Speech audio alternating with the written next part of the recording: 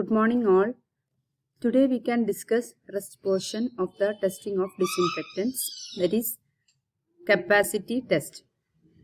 So each time when a solid instrument is placed into a container with disinfectant, a certain quantity of dirt and bacteria is added to the solution.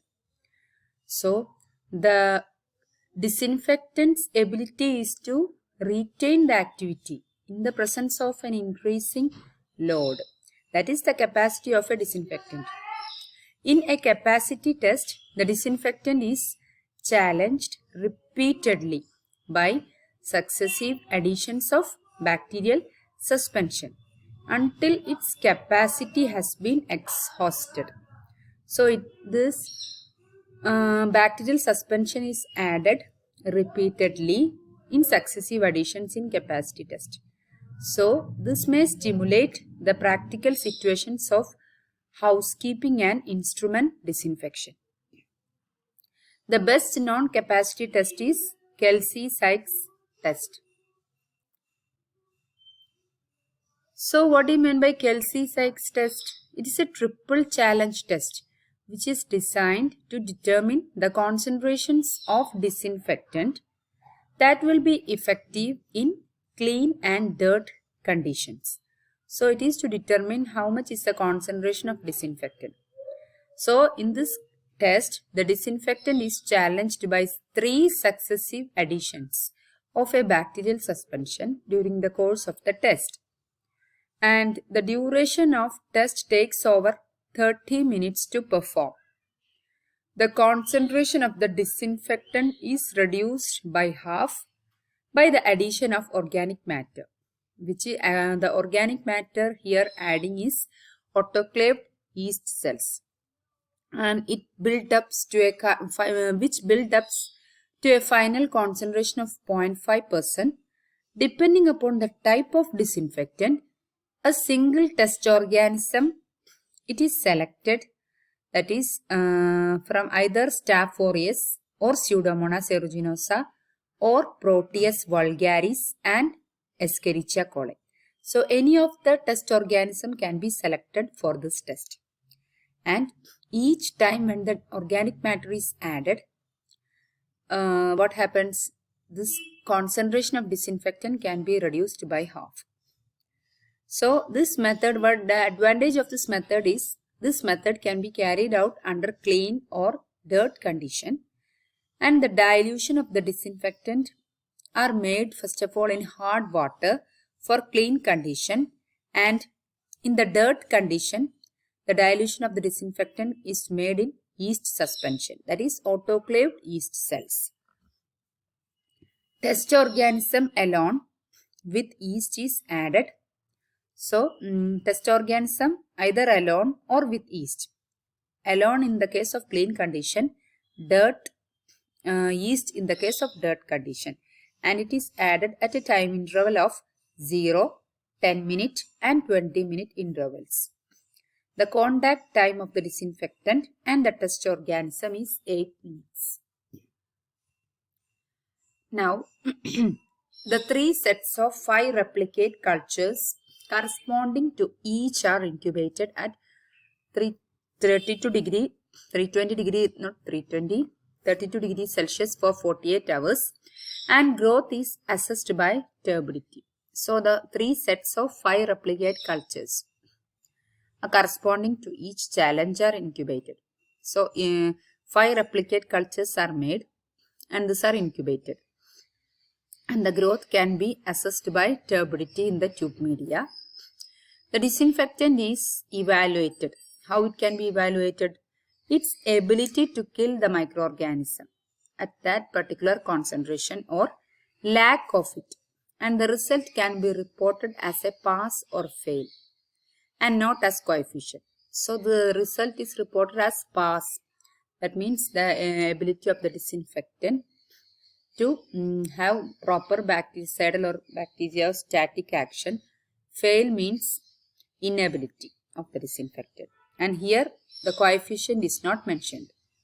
Sets that contain 2 or more negative cultures are recorded as negative. So actually we have in three sets we are placing. If the sets contain 2 or more negative cultures, they are recorded as negative. The disinfectant passes at the dilution tested if the negative results are obtained after the first and second challenges. So now in this test, disinfectant is passed when the dilution tested if negative results are obtained after first and second challenge. The third challenge is not included in the pass or fail criteria, but positive cultures serve as inbuilt control. So first and second challenges are taken. If there is no positive cultures after the third challenge, a lower concentration of disinfectant may be tested. If there is no positive cultures, then again we are testing with a lower concentration of disinfectant and checking how will be the activity of disinfectant using the same test. So this is the picture. Bacterial suspension.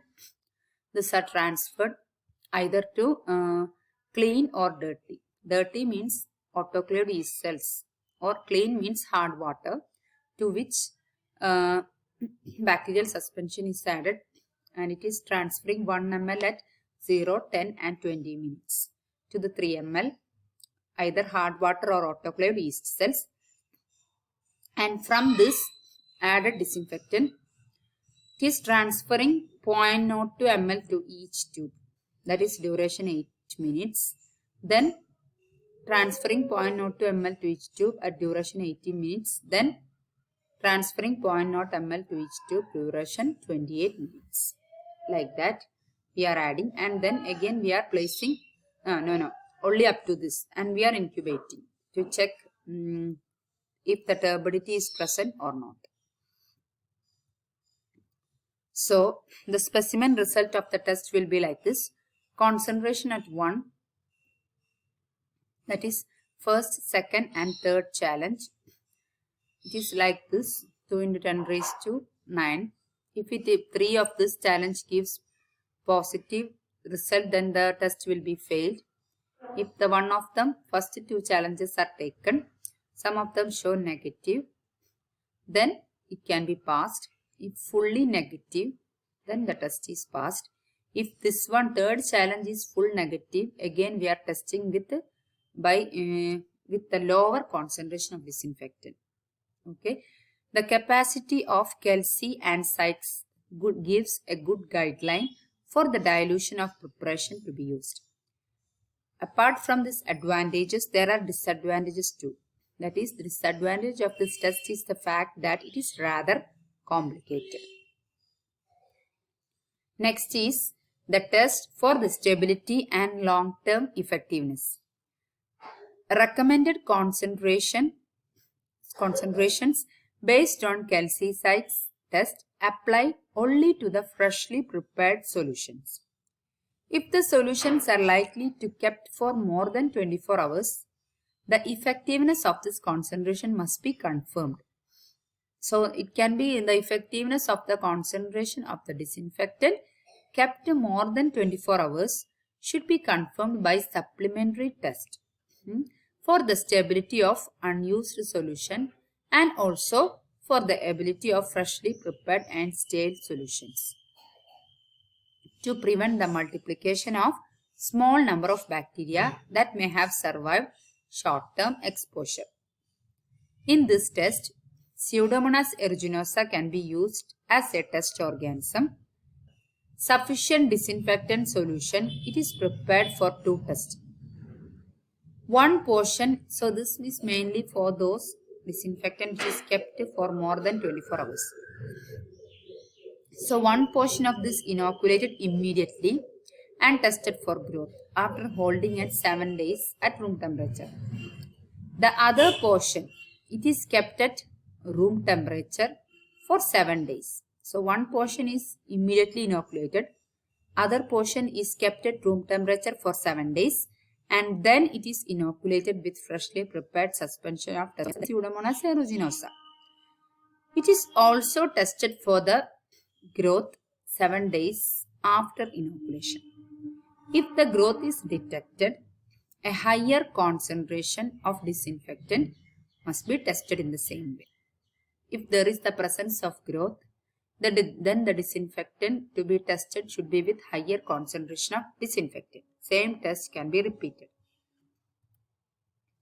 So this is the picture. Stage 1 disinfectant which is freshly diluted bacterial suspension. 1 ml is added to the disinfectant. Again, then it is kept for 7 days. Then after the inoculation of 7 days, 0.2 ml it is added to each tube, that is neutralizing culture media. Then it is checking whether the growth is present or not. Disinfectant freshly diluted. If the disinfectant is dilution stored 7 days before inoculation. So bacterial suspension, disinfectant, again 0.2 ml each to sample 7 days after inoculation. Next is about practical test. The practical tests under real life conditions are performed after measuring the time concentration relationship of disinfectant in a quantitative suspension test. So these tests are also performed after measuring what? The time and concentration relationship of the disinfectant. The objective is to verify whether the proposed use dilution is still adequate in the conditions under which it would be used. So the dilution of disinfectant used, either it is still adequate to be used further. This we want to check in practical test. The best non-practical tests are surface disinfection test. The surface test assesses the effectiveness of selected sanitizer or disinfectant against the surface adhered microorganisms. So what do you mean by surface disinfection test? The test surface, a small tile, that is a microscopic slide or a piece of a PVC, a stainless steel disc, etc. It is contaminated with standardized inoculum of the test bacteria and they are dried. Then a definite volume of disinfectant solution is distributed over this test surface or carrier. After the given exposure time, then it is allowed for an exposure time. Then we are checking for the number of survivors. How? It is determined by impression of a contact plate. Either impression of a contact plate or by rinsing technique, rinsing some of the fluid in which the carrier is rinsed in a diluent and the number of the bacteria is determined in the rinsing fluid. So in order to determine the spontaneous dying rate of the organisms caused by drying on the carrier, a control series is also included in which the disinfectant is substituted by distilled water. So a carrier set, a control sets are also placed to instead distilled water is substituted instead of disinfectant. From the comparison of survivors in this control series with the test series, the reduction can be determined quantitatively. That is a surface disinfection test. So there is an essential difference between a carrier test and surface disinfection test. In the carrier test, the carrier is submerged in the disinfectant solution during the whole exposure time. Whereas in the surface disinfection test, the disinfectant is applied on a carrier for the application time and therefore thereafter the carrier continues to dry during the exposure. So the surface test can reflect in-use conditions like contact times, temperature, use dilution and surface properties. So that's all about today's topic. In the next class we can discuss surface time kill test. Okay, thank you all.